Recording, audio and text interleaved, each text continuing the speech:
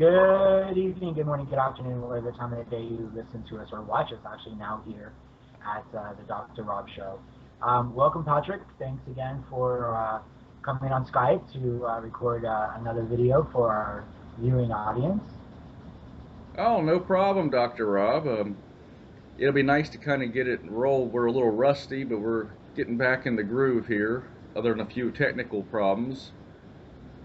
Yeah, well, I think that as we progress with these videos, it'll be easier for our audience to appreciate actually what we all go through to produce these videos. You know, technology is advancing, obviously, but we're still trying to learn everything, and so the picture quality may not be the best, but at least, we're getting the message out. Exactly, and sometimes it's always a matter of just figuring out what something isn't doing that you want it to in order to figure out what is the problem. So a lot of times we're going through the process of elimination. Yes, that's exactly right. So, what's on the agenda for today? Well, we've been starting to get some of those fans requests coming in from our season intro video for 2013, where people have been just leaving some comments of possible deceased celebrities that they would maybe like to hear from. So I Okay. went on that list, and so far we did have two requests for Bruce Lee, which, I think that'd be an interesting one. I was always kind of a fan when I was a kid and still like watching movies like Enter the Dragon. So I was wondering if you can maybe see if Bruce Lee's out there or available. Okay. Well, I have to be honest, Patrick. I'm not a really big martial arts fan. I know who Bruce Lee is, but it's not like I'm, watching that genre of movies every weekend. So I will attempt to make contact with him for sure.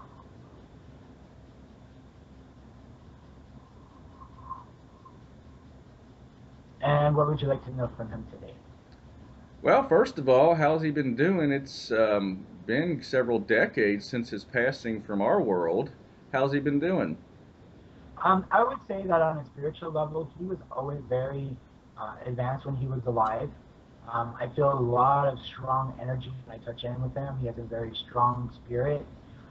It's almost like it's like this inner strength that is more than just muscle. It's like, I don't know how to describe it. It just seems like he's just got this. Oh, it's like this really really strong intense energy. Okay, which that it really comes as no surprise. Even in life, I think he was kind of rated as pound for pound the world's strongest man when he was alive. He really, in his short lifetime, had a lot of accomplishments. Now, some unclarity has always been on, how he died or what was the real cause of his death. I mean, one of the popular things was that he took a headache pill and laid down, then didn't get up. But maybe if he could elaborate on that, there's a lot of fans that would like to get a little clarity on that. When I touch in with him, I feel like I'm having a stroke, and it just seems like there was some kind of aneurysm or there was something in the brain malfunction that caused his passing. I feel like I have an ache in the back of my head, and it just seems like there was like a burst or there was some kind of blood vessel that burst that caused his passing. Okay. Um, So I have to say that he wasn't, really aware that he was dying. It was kind of like this flash in his head, and he was on the other side. wow. So, there wasn't like this big drawn out, oh, I'm sick, I have something wrong with me. It was kind of a shock to everyone, including himself. He just felt like, okay, I'm tired, I've got a headache, like you said, but it was more than that because he had, been having headaches, for several months and just kind of ignored it. He wasn't one to really take medications or, to go to doctors and such. And I think that if he would have discovered that there was something seriously wrong. Okay. Yeah, that's pretty interesting. Because I know his career was still quite a bit on an upswing. Um, was there still something he really regretted not getting to do before his passing? Because he died at like the age of 33. I would say that for him, he pretty much knew that he was going to. It wasn't really, to be an actor. It was more of just that just evolved from what he was doing. You know, he felt like he had accomplished everything that he set out to accomplish and more. You know, he felt held back when he was younger, and it just made him stronger, and it just made him want to do more with life. And he said that, you know, that what he did is still being followed. You know, he says that there's a lot of people that still follow you know, his lessons or his words. And he said that was the most important thing to him overall. Absolutely, yeah. I mean, he's definitely has a legacy that's going to continue on probably as long as there's film and mass communication where people can see his work. It was Um, more the spiritual side of him, he said, that was more important to him than the actual, you know, working as an actor or working in movies. It was, you know, his spiritual message of inner peace, of being able to conquer anything. That was really the message that he gave out. okay, yeah. Now I know that it was back in the early '90s. His son Brandon was basically murdered during the filming of the Crow series. How has Brandon been doing? Does he stay in contact with them a lot? I would say the two of them are together, you know, very often. They don't necessarily, you know, stay together 24/7 in our time. It Right. seems like there's a connection there, but, you know, for Brandon, he was, you know, ready to move forward with the other side. You know, Bruce is more of like absorbing the energy, you know, just, you know, trying to help people in a spiritual way, and that's kind of his mission. Brandon's kind of just like hanging back, and he really doesn't have the same goals in mind as his father did. You know, Bruce seems to want to appear to people and to influence them even though he's been gone for so long, and make a difference still. You know, he still feels relevant to our Earth time, if you understand what I'm saying. Yeah, and I'd say he, definitely still is. He's a viable influence. Now I know originally he started out before he did a whole lot of filmography with several, martial arts schools he had. Did he really enjoy the teaching more than the movies, or was he kind of have a passion for both? I would say that goes back to what I was saying about his spiritual side. That was the most important thing to him. You Okay. know, the expanding the knowledge. You know, with martial arts, it's not just about, you know, chopping blocks in half and all of that. It's about, you know, finding inner peace in order to get the power to be able to do things that most people can't. And I think that was the message that he was giving to me to give to the people. That's really what was most important to him when he was alive. You know, I mean, the fame came because he mastered that, you know, that quality within himself that allowed him to do things that no one else could do. You know, it was almost like a mind over matter thing for him. You know, he would go into a zone and do his thing, and people appreciated that. And, you know, it made him happy, but I think his happiest times were when he was actually teaching, you know, expanding the knowledge and sharing the knowledge with others. Okay, that's very cool. Does he? I take it from just what you said earlier. He's, when you're translating what he said, that I guess he still does spend a lot of his time trying to influence people here in our realm. And can he maybe elaborate on some of the things he does still currently? He's talking to me about, you know, whispering inspiration, you know, to other teachers, others that were following. I'm not up on his career. I'm not up on, you know, his goals or anything like that. But it just seems like he had a select few people that he imparted a lot of knowledge to, and he still influences them and still gives them clarity when necessary. You know, in the spiritual realm, they can reach out to us, you know, strongest through our dreams, and, you know, because our subconscious says, hey, you know, you're dead, but, you know, we can still talk to me. Right. Whereas our conscious mind, if they, you know, appear to us, then we would have a real problem, you know, with accepting the fact that there's a spirit in the room. So, you know, for him, he's more of like a muse for those that are following in his footsteps. Okay. Well, that's nice to know, actually. Um, Now, is there any other notable people we would recognize that he does associate with frequently on the other side? I don't really feel like he has like a strong, you know, association with anyone in particular. He's just he's just trying to get a message out there.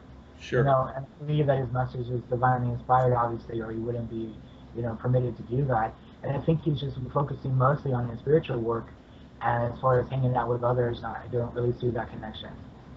Okay. Um, what was his feelings with working with Chuck Norris? Because I know they did a movie together, and Chuck Norris is still quite an influence to people. Um, he says that, in connection with Chuck, they had a working relationship, but he said he wouldn't really call it, a true friendship. You know, I think they wanted to portray that, in the press, he says, but the connection just really wasn't as strong as people think. Okay. Um, and is he planning on maybe coming back anytime soon for another life, or is he going to sit it out for a while? I think that from what I gather from him, he's pretty much has a mission, and until he accomplishes that mission, even though he's on the other side, he's not planning on coming back. He says he can do more good for the world on the other side than he can if he went ahead and came back into another life. Okay. Yeah, I can see that then.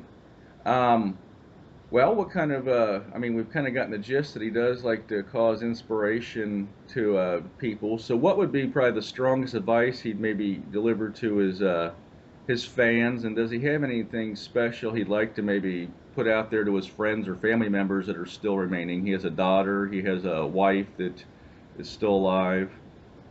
He really says that it's all about inner strength and believing in yourself, and that really is the message that he gives to me, is about believing in yourself and anything is possible.